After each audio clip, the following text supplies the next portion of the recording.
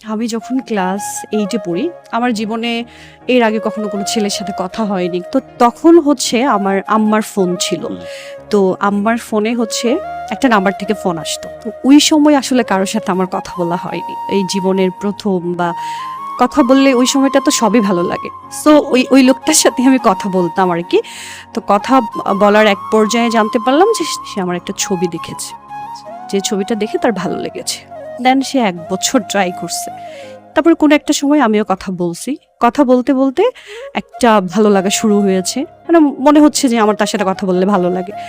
তারপরে সে বলল যে আমার সাথে দেখা করবে। তখন সে অনার্সে পড়ে। দেখা করার কথা বলে সে হচ্ছে হুট করেই আমাকে না বলে অক্টোবরের 12 তারিখে সে চলে যায়। তো তখন আমি স্কুল থেকে বের হয়ে বাসায় এসে ড্রেস পরে আম্মা আমাকে বলতেছে কই যাও? আম্মা কোচিং আছে, কোচিংয়ে যাব। কারণ আমার আম্মা আমাকে সবসময় নিয়ে যাইতো। তো ওই দিন আমি খুব আম্মার সাথে জেদ করে আমি বলছি যে আমার মা আসলে বুঝে ফেলছে যে আমি কার সাথে দেখা করতে যাচ্ছি, কারণ আমার আম্মা আমার প্রত্যেকটা মুভমেন্ট বুঝতো। পরে আমি যখন প্রথম দিন চলে গেছি, যাওয়ার পরে তো তার সাথে আমি 2-3 ঘন্টা রিক্সায় ঘুরছি শুধু। পরে আমাদের ওখানে একটা বিশ্ব রোড ছিল, ওখানে বসে বসে আমরা গল্প করছি, আমার মনে আছে। তো এরপরে তাকে আমি বাসে উঠিয়ে দিয়ে আসছি 4টার দিকে। সে আসছিল হচ্ছে 2:30টায়। ওইটুক টাইম আমরা একসাথে ছিলাম। তারপরে আবার সে 22 তারিখে গিয়েছিল, 12 তারিখ 22 তারিখ ওই রিক্সায় ঘোরা। আমার মনে হয় না যে আমার সাথে তার 6 বার দেখা, কখনো সে আমার হাতটা ধরছে। সো এই জিনিসগুলো না আমার ভালো লেগেছিল, যে একটা ছেলের সাথে ঘুরলে সেফটি সিকিউরিটি ফিল হয়, একটা ছেলের সাথে ঘুরলে মানে আমার দিকে খারাপ নজর দিচ্ছে না। সো এই জিনিসটা আমার খুব মানে আমার অ্যাট্রাক্টিভ করছে, ভালো লেগেছে। তো পরে যেটা হয়েছে যে আমার বার্থডে ছিল 28শে নভেম্বর। তো সে ওই দিন ঘটা করে গিয়েছে। তো ওই দিন আমার স্কুলের সব ফ্রেন্ডদেরকে আমি বলছিলাম, মানে আমার যারা ভালো ফ্রেন্ড সবাইকে নিয়ে গেছি দেখাইতে, যে ফাইনালি যদি পছন্দ কেউ না করে তাহলে রিজেক্ট। ও আচ্ছা, এখনো ওই কারণে আমার সাথে মিলে কিনা। বুঝতে পারছি। পরে আমার ফ্রেন্ডরা দেখে বললো যে না ঠিক আছে, তোমার সাথে যায় এটা সেটা। তারপরে আম্মা ওই দিন বুঝে ফেলছে, আমার বাবার কানেও খবর আসছে যে আমি কোনো ছেলের সাথে ঘুরি। তোমার আম্মা আমাকে জিজ্ঞেস করছে তুমি কোনো ছেলের সাথে ঘুরতে গিয়েছিলে? আমি বলছি আম্মা হ্যাঁ, একটা ছেলের সাথে আমি কথা বলি, ছেলেটা ঢাকায় থাকে, তেজগাঁ কলেজে পড়ে, ভালো, আমার ভালো লাগছে, দেখতে পারো তুমি। আমার আম্মা তো ওই দিন আমাকে সেই রকম মাইট দিছে, বলে যে চিনা নাই জানা নাই এত বড় একটা ছেলের সাথে তুমি কথা বলো, চিটো তো করতে পারে তোমার সাথে, এত বাটপাড়াও হইতে পারে, যেটা মা বাবারা বলে। আবার আব্বারা বলছে যে তোমার মেয়ে তো ওরকম ঘুরে একটা ছেলের সাথে। আমার আব্বা ওই দিনই চলে আসছে। তো পরে আব্বা চলে আসার পরে তো বাসায় প্রচুর মানে ওই কিছু না হওয়ার চাইতে বাসায় বেশি হাঙ্গামা হচ্ছে, এই ছেলের সাথে আমার কিছুই না। আমি আমার ফ্যামিলিকে বোঝানোর খুব চেষ্টা করলাম যে আসলে কিছু না আব্বা, ওইরকম একটা ছেলে আসে আমার পছন্দ করে, আমি ঘুরছি ওইটুকি। বাট আমার বাসায় তো তুমুল ঝগড়া, আমাকে নিয়ে আম্মাকে শাসাইতেছে, আমাকে মানে খুব টর্চার করতেছে, কেন এটা সেটা, মানে তারা মনে করছে সেই রকম রিলেশন, আসলে কিন্তু না। পরে যখন আমাকে 5 তারিখে সরাই ফেলছে ডিসেম্বরের, দাদু আমার সাপোর্টার ছিল, তো দাদুকে বলছি যে তোমার ছেলে আমাকে নিয়ে যাবে, নিয়ে যাওয়ার আগে ছেলেটার সাথে আমি দেখা করতে চাই। তো আমার দাদু আমার নানুর বাড়ির কথা বলে আমাকে এই ছেলের সাথে দেখা করাই দিছে। তো আমার দাদুরও পছন্দ হয়েছে তাকে। পরে আমাকে ঢাকায় নিয়ে এসছে, আমার চাচার বাসা নারিন্দা, তো ওখানে আমাকে আটকাই দিছে। 2.5 মাস আমার সাথে কোনো ধরনের কারো যোগাযোগ নেই। ইভেন কি আমাকে যে ঢাকায় নিয়ে আসছে, জাস্ট আমি ওইটুকুই বলছিলাম। তখন কি অলরেডি মিস করা শুরু করেছেন তাকে? তখন মনে হইতো যে সে ছাড়া আমার আর কেউ নাই, মানে মানে আমার কাছে মনে হইতো যে দুনিয়াতে এই মানুষটা ছাড়া আমার আপন কেউ নাই। প্রতি মুহূর্তে অপেক্ষা কখন কথা হবে। হ্যাঁ হ্যাঁ, আব্বা আম্মাও জানে না যে ওই ছেলের বাড়ি ঢাকা। এর মধ্যে আমার হচ্ছে আমার চাচার বাসায় থেকে আমাকে পাত্র দেখানো শুরু করে দিল। এখন আমার কথা হচ্ছে তোমরা যেহেতু আমাকে বিয়ে দিয়ে দিবা, তাহলে ওই ছেলের সাথে কেন না, তোমরা ওই ছেলেকে কেন দেখতেছো না? আমার আব্বার কথা হচ্ছে যে আমার দেখার প্রয়োজন নাই, আমার পছন্দের ছেলে ঠিক করে আছে, ওর সাথে তোমার বিয়ে হবে। এক পর্যায়ে আমি বাসায় খুব চিল্লাচিল্লি শুরু করলাম যে অ্যাটলিস্ট তো দেখবা। আর ওই ছেলেটার সাথে মাঝখানে আমার একটু ব্রেক দিক, আমাদের ওখানে একটা পাগলা মসজিদ নাম করা মসজিদ ছিল, ওই মসজিদের সামনে সে আমাকে কমিটেড করাইছিল যে তুমি কখনোই আমাকে ছাড়া অন্য কাউকে বিয়ে করবে না। সো আমার একটা প্রবলেম আছে, আমি যদি কমিটেড কোনো বিষয়ে থাকি সেটা এনিহাও আমি মেনটেন করার চেষ্টা করি। সো ওই জায়গাটায় আমি আমার আব্বা আমাকে প্রেশার ক্রিয়েট করছি। ওই দিনই তার নাম্বারটা আমার মুখস্থ ছিল, দুনিয়ার আর কারো নাম্বার না, আমার আব্বা আমার নাম্বার আমার মুখস্থ নাই। তার নাম্বারে আমি আমার আব্বার নাম্বার থেকে একটা মেসেজ করছিলাম যে আমাকে মান্ডা নিয়ে আসছে, শুধু ওইটুকুই বলছিলাম। বিশ্বাস করেন স্যার, আদৌ এই প্রশ্নের উত্তর আমি মিলাইতে পারি না। আমি তাকে সকালে বলছি 2টার সময় সে আমার বাসার সামনে, ওই সময় অ্যান্ড্রয়েড ফোনও ছিল না, একটা বাটন ফোন ছিল, সে যে ট্র্যাকিং করবে এখন যে আধুনিকতা সেটাও তো ছিল না। সে একদম আমার বাসার সামনে। তারপর আমি তাড়াহুড়া করে আব্বার মোবাইল থেকে আবার ফোন দিছি। তখন তুমি কি জানো আমার বাসা এখানে? বলে কি না, তোমার বাসা এখানে আমি কিভাবে জানবো? মান্ডা বলছে, আমি মান্ডা এসে এখানেই দাঁড়াইছি। তাহলে আমি জানালা খুলছি, দেখে যে সত্যিই আমার বাসা। তাহলে ওইটা আমার ভাই দেখে ফেলছে, যে আমি তাকে মেসেজ দিছি যে তুমি এখান থেকে চলে যাও। তাহলে সে আমাকে দেখে চলে গেছে। ওই মুহূর্তেই আমার আব্বা আম্মা, মানে আমার ভাই আমার আব্বা আম্মাকে ডাকছে। ওই দিন আমাকে মারছিল প্রচুর। তখন আমার আব্বা আম্মা বুঝছে যে আমি সিরিয়াস হয়ে গেছি বেশি। ভাই কান্না করে করে বলতেছিল যে তোরে আমরা কোন ভালোবাসার অভাব দিছি, যে তুই একটা না জানা মানে একটা মানুষ চিনোস না জানোস না, এত ভালোবেসে ফেলছস। আমার আব্বা আমাকে 3 দিন ঘরের ভিতরে বন্দি করে রাখছে। আমার দাদু আমাকে শুধু পানি দিত, লুকায়া খাবার দিত। ওই ছেলের নাম যেন আমি ভুলে যাই, আমি কোনোভাবেই করি নাই। আমাকে অনেক দিন অনেক বিশ্রী বিশ্রী কথা বলা হয়েছে, আমি তারপরেও তাকে ভুলি নাই। সে জানে আমি প্রচুর মার খাইছি, তার জন্য আমি এত মার খাইছি জীবনে।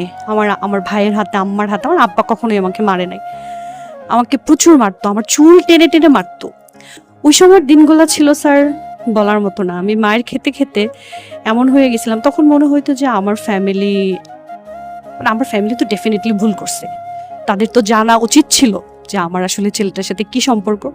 সেটা না করে আমাকে আসলে এত বেশি মারছে। তখন আমার কাছে মনে হইতো যে ওই লোকটাই আমার আপন, ওই লোকটাই আমার সবচেয়ে কাছের কেউ। তখন আমি তাকে জানানোর প্রয়োজন মনে করছি। আমি বলছি যে তুমি আসো, এসে আমাকে নিয়ে যাও। পরে যখন সে আসলো, সে অবশ্য অনেক কনভিন্স করার ট্রাই করছে, আমার ফ্যামিলিকে পারে নাই।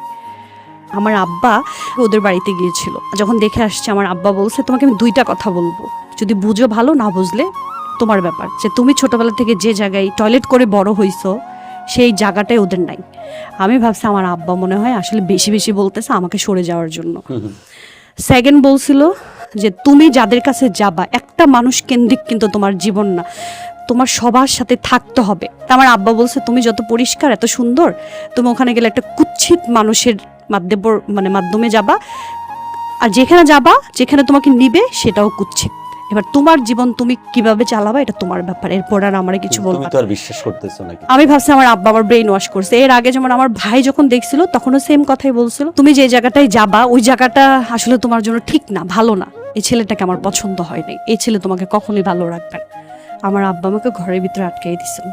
আটকাই দেওয়ার পর আমাকে বলছে যে হয় তুমি আমাকে চাও আর না হয় ওই ছেলেকে চাও, কোনটা চাও? ওই দিন আমার আব্বা আমার সাথে এত খারাপ আচরণ করছে, তখন আমার মনে হইতেছিল যে আমি আসলে আর বাঁচবো না, মরে যাব। আর এমন অবস্থা হয়েছিল স্যার, মানে আমার ব্রেন কাজ করতো না। প্রথমত আমার ফ্যামিলিকে আমি বুঝাইতে পারি নাই, দ্বিতীয়ত হচ্ছে যে মানুষটার জন্য আমি অপেক্ষা করতেছি সেই মানুষটার সাথে আমার কন্টিনিউ কোনো যোগাযোগ হচ্ছে না। পরে তার ইংল্যান্ডে এক দুলাভাই ছিল, সেই দুলাভাইকে নিয়ে আসছে। আসার পরে আমাকে দেখছে, দেখার পরে বলে যে এই মেয়ে তো তোর কাছে থাকবেও না, এখন যদি তুই বিয়ে না করতে পারোস। কেবল ওই মেয়ে স্কুলে পড়ে, যখন এই মেয়ের ভালো ফিউচার হবে, ভালো স্টুডেন্ট। স্যার আমি কিন্তু 5, 8, 10 ফুলে বৃত্তি পেয়েছি। জি স্যার। ওনার দুলাভাই দেখে একটা কমেন্টস করছে, এই মেয়ে থাকবে না তোমার সাথে, এই মেয়ে থাকার কথা না, কারণ এই মেয়ের সাথে তোমার যায় না। উনি বলছে যদি তুমি এখন বিয়ে করো তাইলে এখন করতে পারো, কারণ এখন ছোট আছে, তুমি বশ করতে পারো, পরবর্তীতে যখন বুঝবে যখন বশ করো, কপাল তার পুরো থাকুক, বশ করে ফেলো। হ্যাঁ, তারপরে যেটা হয়েছে যে আপনার আমার আব্বাকে যখন বলা হয়েছে যে আমাকে বিয়ে করার কথা, না আমার আব্বা কন্ডিশন দিয়েছিল। আব্বা বলছিল বিয়ে করলে এখন বিয়ে করে নিয়ে যাবা, আর নাহলে পরবর্তী তার কখনোই যোগাযোগ করতে পারবে না। আমার আব্বা মনে করছিল যে এই ছেলে আসলে ফ্লড, এই ছেলে আসলে বিয়ে করবে না। তার তার 2টা ভাই ছিল, সে স্টুডেন্ট ছিল। তারপর আমার আব্বা যখন বলছে যে বিয়ে করতে হবে, তখন ও রাজি হয়ে গেছে। কি বুঝে রাজি হয়েছে ওই জানে। আব্বা বলছে 20 লাখ টাকা কামিন, বলে যে 20 লাখ না 50 লাখ টাকা কামিন দিয়ে আমি বিয়ে করবো ওনার মেয়েকে। ওর দুলা ভাইকে বলছে বলেন। তারপরে যাই হোক বাদ বিতন্দ করতে করতে লাস্টে 5 লাখ টাকা কাবিন হলো, কারণ ওদের ফ্যামিলিতে 5 লাখের উপরে কারো কাবিন নেই। বিয়ের আধা ঘন্টা আগে এসে বলতেছে যে আমি তোমাকে বিয়ে করবো, তোমার কোনো আপত্তি আছে? আমি বুঝি না, আমার কোনো আপত্তি নেই। আসলে বিয়েটা কি তখন আমি এটাই বুঝি না। আমার তখন মনে হচ্ছিল এই মানুষটার সাথে থাকলে আমি ভালো থাকবো, আর এত বেশি ভরসা করেছি, এত আশা করেছি। তখন মনে হয়তো আমার ফ্যামিলি আমার জন্য দোজক, আমার ফ্যামিলি আমার জন্য ইনসিকিউর, ওই যে আমাকে মারতো। অসম্ভব সুন্দরী একজন মেয়ে আপনার মতো, অথবা অসম্ভব ট্যালেন্টেড একজন মেয়ে আপনার মতো, এই বাচ্চাগুলোর সেফটি এবং তার সিকিউরিটির জন্য বাবা মা ভাই চেষ্টা করবে, এটাই স্বাভাবিক। চেষ্টা করতে গিয়ে এত বেশি বিষবাষ্প ছড়িয়ে ফেলছে, তখন ওই যে ব্যক্তিটার প্রতি আপনি দুর্বলতা বা প্রেমের কথা বলতেছেন, ওর সাথে কিন্তু প্রেম জমে ওঠার মতো যে সময় সেটাও হয়নি। রাইট। কিন্তু আপনি শুধু বাঁচতে চেষ্টা করতেছেন বাড়ি থেকে, হ্যাঁ। বাড়ির এই টর্চার, হ্যাঁ, বাড়ির এই পেন, এটা থেকে বাঁচানোর মনে হয় একটাই মাধ্যম আছে, একজন ওই অ্যাঞ্জেল আছে, মানুষটা। সেটা হচ্ছে ওই মানুষটা। এখন ভালোবেসে হোক আর এমনি এমনি হোক, হ্যাঁ। নির্ভর করাটা তৈরি হয়েছে ওখানে। হ্যাঁ, এটা বাবা মার একটা ভুল। বাবা মার ওকে, আমার সাথে কাউন্সিলিং করা দরকার ছিল, তারপরে সুযোগ দেয়নি। আমার আব্বা, আমার যেদিন বিয়ে হইলো একদম আধা ঘন্টার মধ্যে সবকিছু শেষ, হাফ এন আওয়ারের মধ্যে বিয়ে শাদী সব শেষ। কবুল বললো, আমার আব্বা খাইতেও দেয় না, বলে যে যাও। তো আরেকজন ফ্রিডম ফাইটার ছিল, ওনার মেয়ে, ওনার ওয়াইফ গিয়েছিল, ওটা হচ্ছে ওর ফুপাত্তো ভাইয়ের ভাবি, যে ভাবির বড় ভাই, তার মানে ওর বিয়াই হয়। তো আমার আব্বা ওনাকে একমাত্র সিনিয়র দেখছে, আমার আব্বা ওনার হাতে সঁপে দিচ্ছে, বলছে যে আমার মেয়েটা আসলে অবুঝ, পাগল, তো ও তো আসলে জেদি, ওকে একটু মানে ও অনেক সর্বনাশ করে ফেলছে, কিন্তু তাও একটু দেখে রাখেন। আমার আব্বাই তো বলছিল দাদাকে, বাবার শেষ আকুতি, হ্যাঁ আমার বাবা আমার মতো, মানে এই আমার- যে শেষ হয়ে যাচ্ছে এটা বুঝতে পারছি, স্যার, আমার তারপর বাবা শেষ চাওয়া। প্রচুর ভালোবাসতো, আমি বুঝতে পারিনি। আমার আব্বা আমাকে প্রচুর ভালোবাসতো। যেদিন আমি বাসা থেকে বের হই, বাসা থেকে বের হওয়ার সময় আমার আব্বা বলছে যে কেউ গেটের সামনে যাবা না, আমাকে বের করে দিল। আমার দাদু গেট পর্যন্ত গেছে, আমার আব্বা চিল্লাইতেছে তোমার না করছি গেট পর্যন্ত যাইতে। তো আমার আব্বারা বলতেছে তুই এমনি করতেছিস কেন, আমার নাতিটা চলে যাইতেছে, একটু যাই। পরে বলতেছে ও তো নিজের পায়ে নিজেই কুড়াল দিছে, যাইতে দাও। থাপাস করে দরজাটা লাগাই দিল, একটা সাউন্ড হইলো, আমি না আর পিছনে তাকাই নেই গরু। ওই লোকটা, যে লোকটা উপরে আমার ভরসা ছিল, সে আমার হাত চেপে ধরছে, আমাকে বলছে আমি তোমার সাথে আছি, পিছনে আর আমি তাকাই নেই। ওই অবস্থায় গাড়িতে উঠে গেছি। খারাপ হলো? খারাপ তো লেগেছে, আমার চোখ দিয়ে পানি পড়তেছিল, মানে আমার আমার মানে আমার আমার মানে ভিতর থেকে যে একটা কষ্ট, ওইটা শুধু ওইটুকুই ছিল। আমার ফ্যামিলি আমাকে এরকম করে বিদায় করে দিল, মানে মানুষের তো একটা বিদায়ের একটা পর্ব থাকে। আমার দাদুকে আমার কাছে আসতে দেয় নাই। তারপর ও তখন বুঝছে, ও তো আমার চেয়ে অনেক ম্যাচুয়ার্ড, ও বুঝছে, বলে যে আমি আছি তোমার সাথে, ভয় পায় কথা বলছে। আমি তো গাড়িতে উঠে গেছি, তাকাইও নাই। এই যে গেটটা বন্ধ করলো, আমরা দেখবো যে গেটটা বন্ধ করার পরে পরবর্তী যে জায়গাতে গেট ওপেন হতে যাচ্ছে, তার নতুন বিয়ে হওয়া এই স্বামীর হাত ধরে